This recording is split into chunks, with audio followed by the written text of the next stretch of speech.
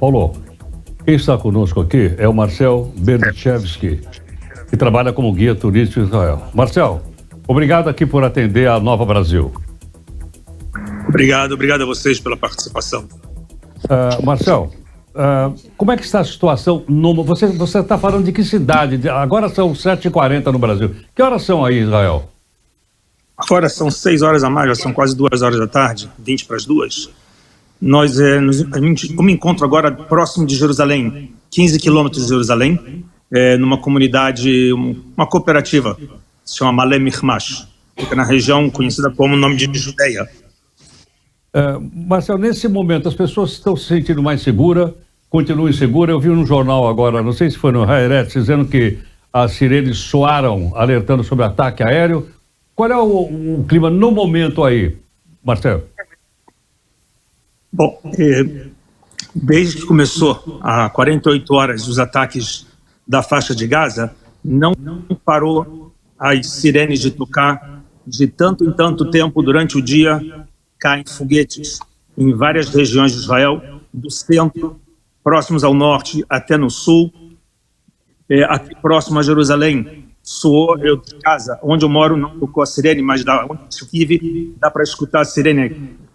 Em linha aérea eu vejo Jerusalém, Monte das Oliveiras, a 15 quilômetros da minha casa. Dá para escutar a sirene que tocou exatamente há poucos minutos atrás em toda a cidade de Jerusalém.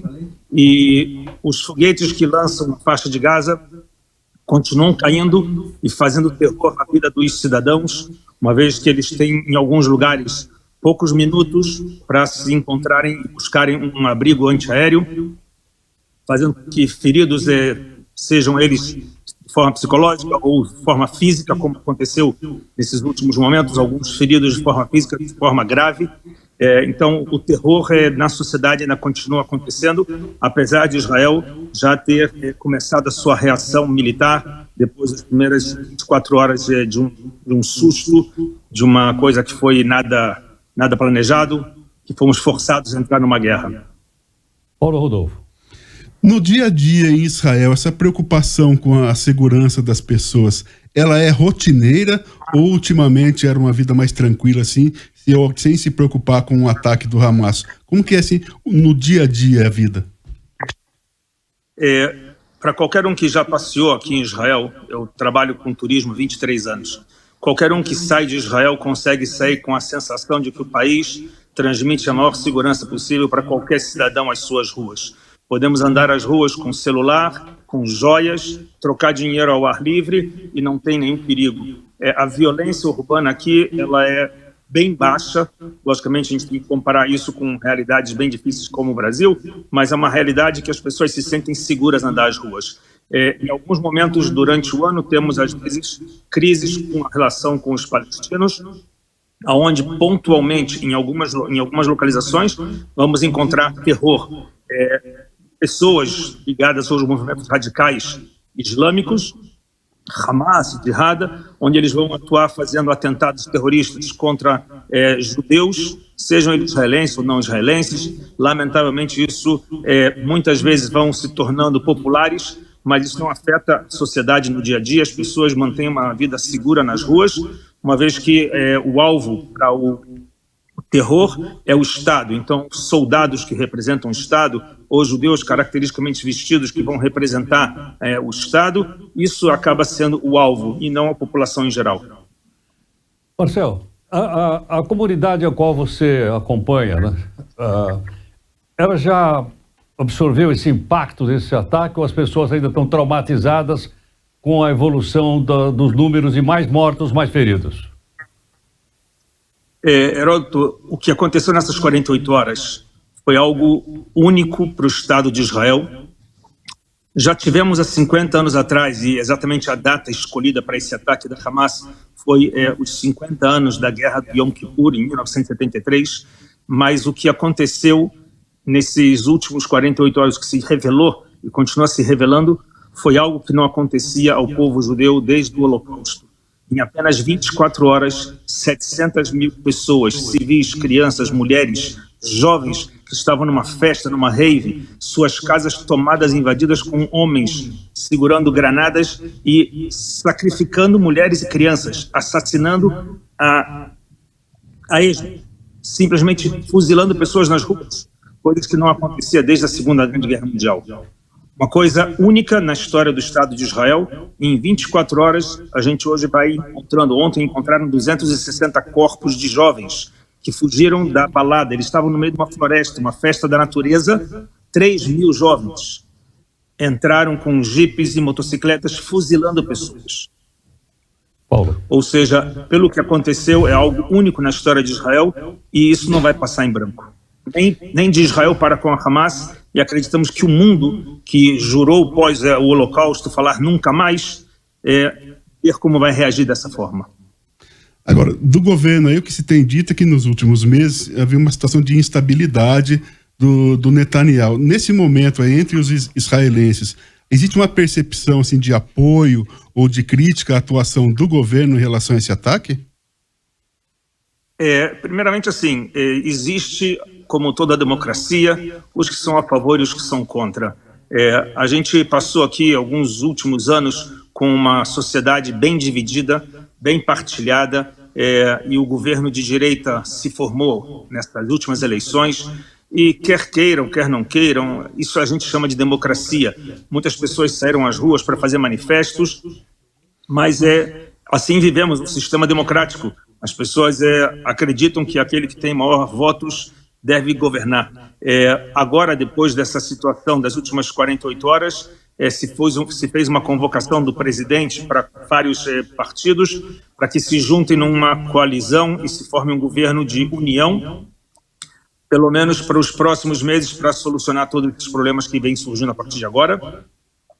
Mas é comum, como vivemos no mundo inteiro, partilhado direita e esquerda, não é novidade. Brasil, Estados Unidos, Itália, França, o mundo inteiro vive essa sociedade partilhada, aqui não é diferente. E a gente respeita a democracia, uma vez que a maioria, e o Bibi Netanyahu, quer gostem, quer não gostem, acabou sendo o homem mais votado democraticamente. A gente deve respeitar os direitos da população. Ana Lu. Bom dia, Marcel. A minha pergunta é se as autoridades anunciaram alguma recomendação para os civis. Primeiramente, os civis israelenses já estão acostumados a situações de guerra. Desde que nasceu o Estado de Israel, que nasceu dentro de uma guerra para a independência, o cidadão já está acostumado a todas as orientações, as regras, todas as casas têm seu abrigo antiaéreo. Praticamente todo cidadão, seja ele até mesmo o turista, quando chega, recebe as orientações, onde deve, onde não deve circular, em caso de um alarme, para onde ir. Ou seja, a sociedade ela é bem preparada nesse sentido. Logicamente que contra o terror, a gente tem algumas coisas que é impossível de administrar. A pessoa que de um dia para outra pode se tornar um terrorista ou assumir uma bandeira terrorista e fazer um atentado como homens-bombas no passado, ou pessoas como hoje em plena rua podem pegar uma arma branca ou uma arma de fogo e fazer um atentado em nome de Alá, ou seja, pela religião. Então, essas coisas não tem como se planejar, não tem como se defender, mas como situações de guerra, a sociedade ela é trabalhada, ela é preparada, tem alarmes, o país todo toca seus alarmes e em cada lugar por onde vai cair alguma ameaça. Então, somos preparados para essas situações. Marcel, muito obrigado por atender aqui a Nova Brasil, muito grato. Obrigado, sucesso para todos. Uma informação que acaba de chegar, Israel anunciou que retomou o controle dos territórios e bloqueou Gaza, e a ordem é sem eletricidade, sem alimentos e sem combustível para bloquear totalmente essa área de Gaza para que nada entre lá, quer dizer, além dos ataques, sufocar toda a região. Ok. Queria lembrar então o pessoal que está nos acompanhando hoje, nós estamos falando de um fato que é regionalmente estabelecido. Gaza, Israel. Mas nós estamos falando também de uma questão da geopolítica mundial. Atrás disso está a questão da geopolítica internacional, né? Há um jogo político fortíssimo aí.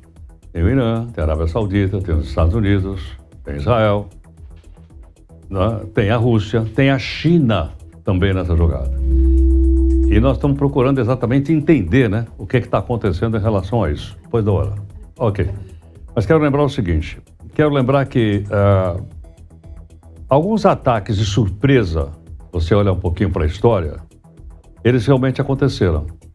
E eu vi aqui vários analistas internacionais em vários veículos de comunicação internacional dizendo o seguinte, que Israel foi pego de absolutamente surpresa. Vou dar 2 exemplos. No dia 7 de dezembro de 1941, os Estados Unidos foram pegos de surpresa por um ataque surpresa feita pelo Japão contra a base norte-americana da Força Aérea, da Marinha Americana no Pacífico, numa localidade lá no Honolulu, chamado Pearl Harbor. Foi um ataque devastador. Boa parte da frota americana foi destruída pelos japoneses. E acreditavam o seguinte, destruindo de surpresa a frota americana do Pacífico, eles teriam mais condições de ganharem a guerra na Ásia. Lembrando que nessa altura o Japão era aliado da Alemanha nazista e também da Itália fascista do Mussolini. Então havia um grupo ali chamado de Eixo, e era essa a estratégia usada pelos japoneses. Deu certo? Deu. Essa foi uma delas, mas só para a gente contextualizar historicamente.